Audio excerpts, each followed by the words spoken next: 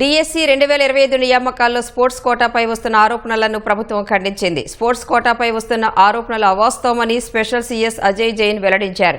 Mega DSC 2025లో భాగంగా 16,347 పోస్టులకు notification విడుదల చేశారని, స్పోర్ట్స్ కోటా కింద 431 పోస్టులు కేటాయించారన్నారు.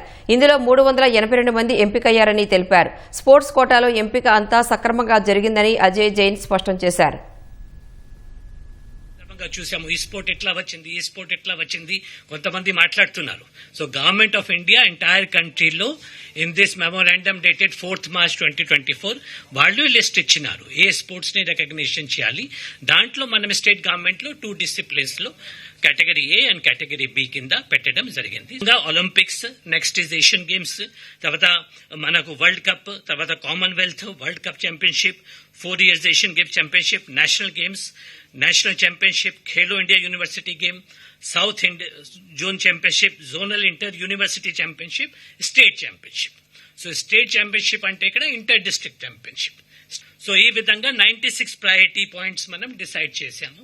ఆల్రెడీ జియోలో ఉంది, దీని ప్రకారంగా ఇంప్లిమెంట్ చేయడం జరిగింది. డిఎస్సిది మనకు ముందు ఎడ్యుకేషన్ డిపార్ట్మెంట్ వాళ్ళు 16,347 పోస్ట్ కి వాళ్ళు నోటిఫికేషన్ చేస్తే దీంట్లో 421 పోస్ట్ ఫర్ స్పోర్ట్స్ కోటా 3% కింద క్యాల్కులేట్ చేయడం జరిగింది.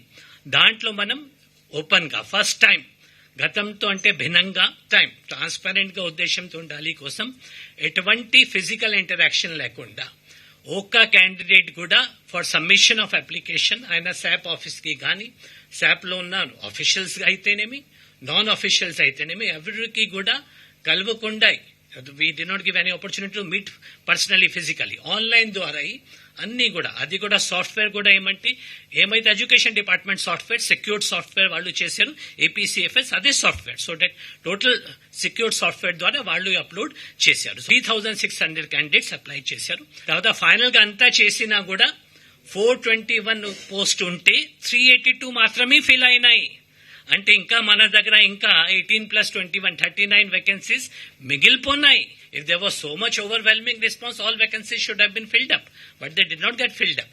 సో ఇంకా మీకు 39 వేకెన్సీస్ డిపోయినాయి. ఇక్కడ సర్టిఫికెట్స్, ఇక్కడ మెయిన్ ఇష్యూ ఏమిటి, ఆయనకి ఎందుకు ఇది కన్సెషన్ రిజర్వేషన్ ఇవ్వడం జరిగింది to encourage sports person. Sports persons అంటే ఎవరు అయితే ఆ స్పోర్ట్స్ డిసిప్లిన్స్ లో ఆ కన్సర్ట్ ఛాంపియన్షిప్ లో ఆడారు. అది ఎట్లా తెలుస్తుంది, ఇక్కడ మెయిన్ ఇష్యూ అది. ఇక్కడ సర్టిఫికెట్ ఇచ్చేది ప్రభుత్వం కాదు, శాప్ కాదు. ఇక్కడ సర్టిఫికెట్ ఇవ్వడం బాధ్యత ఇక్కడ associations the, federations the, university games universities the. ఇది ఈరోజు మనం పెట్టింది ఈ జూ ద్వారా కాదు. 2012 నుంచి ఇది 2011 ఎన్ఎస్డిసి నోటిఫికేషన్ ప్రకారంగా గవర్నమెంట్ ఆఫ్ ఇండియా నోటిఫికేషన్ ప్రకారంగా సర్టిఫికెట్ ఇచ్చే బాధ్యత ఫెడరేషన్స్ ది, అసోసియేషన్స్ ది. ఇది 2011 నుంచి ఉంది. 2017లో రిక్రూట్మెంట్ అయినప్పుడు ఇదే జరిగింది. 2019-20లో జిఎస్డబ్ల్యూఎస్ రిక్రూట్మెంట్ లో కూడా ఇదే ఆధారం వేసి చేశారు. Same thing has been followed now. So NSDC code ప్రకారంగా సర్టిఫికెట్ ఇచ్చే బాధ్యత శాప్ది కాదు, ప్రభుత్వంది కాదు, ఏ గవర్నమెంట్ ఆఫీసర్ది కాదు. ఇది associations, federations, universities and candidate when he uploads it is his responsibility. Appointment letter లో గానీ జియోలో కూడా క్లియర్ కట్ గా ఉంది. ఎవరు అయినా ఫేక్ సర్టిఫికెట్ ఇస్తే అది ఈ రోజు కాదు, ఒక 10 సంవత్సరం తర్వాత అయినా తెలిసిపోతే జస్ట్ లైక్ కాస్ట్ సర్టిఫికెట్ ఉంది. ఈ రోజు మనం చూస్తున్నాము కొన్ని కాస్ట్ సర్టిఫికెట్ తప్పు ఇచ్చి ఉంటే ఆఫ్టర్ 20 years కూడా యాక్షన్ తీసుకోవడానికి ఉంది. అట్లాగే ఇక్కడ ఎవరు అయినా ఫేక్ సర్టిఫికెట్ ద్వారా వచ్చారు అనుకోండి, తెలిస్తే మాత్రం ఆయన ఆ క్యాండిడేట్ పైన యాక్షన్ ఉంటుంది, అసోసియేషన్ పైన కూడా, ఫెడరేషన్ పైన కూడా లీగల్ యాక్షన్ ఉండడానికి అవకాశం ఉంది. After publication of final list కూడా తర్వాత కొంతమంది కోర్టుకి వెళ్లారు. మనందరికీ తెలుసు ప్రజాస్వామ్యంలో కోర్టు వెళ్లడానికి అధికారం ఎవరికి ఉంది. చాలా మంది కోర్టుకి వెళ్లారు.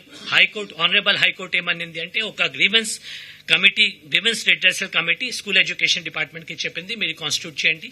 దీంట్లో స్పోర్ట్స్ వాళ్ళు కూడా ఉన్నారు. మనకు 88 గ్రీవెన్సెస్ కూడా రిసీవ్ అయినాయి, అవి కూడా డిస్పోజ్ చేయడం జరిగింది. ఇవి కాకుండా 69 కేసెస్ కూడా ఫైల్ చేయడం జరిగింది. 69 కేసెస్ ఇవి కాదు. దీంట్లో ఈ రోజు వరకు 3 కేసెస్ డిస్పోజ్ అయినాయి ఆనరబుల్ హైకోర్టులో. ఆ 3 కేసెస్ మన ఫేవర్లో వచ్చింది. ఆ 3 కేసెస్లో ఏమైతే శాప్ కానీ ఇవి కమిటీస్ కానీ డిసిజన్ తీసుకున్నారు అదే కరెక్ట్ అనేది ఆనరబుల్ హైకోర్టు చెప్పింది. ఇంకా 66 కేసెస్ పెండింగ్ లో ఉన్నాయి. ఇంకా 66 కేసెస్లో ఏమైతే తీర్పు వస్తుంది, మన ప్రజాస్వామ్యంలో మన అందరికీ తెలుసు హైకోర్టు ఇచ్చిన తీర్పు మనం ఇంప్లిమెంట్ చేయాలి. ఒకవేళ సాటిస్ఫై కాకపోతే అది అపీల్ అయినా చేయాలి, అది వేరే విషయం. అది అప్పుడు వస్తుంది, అప్పుడు మనం we will go by the orders of the honourable high court. So ఈ విధంగా టోటల్ ట్రాన్స్పరెంట్ వేలో 382 క్యాండిడేట్స్ సెలెక్ట్ చేయడం జరిగింది.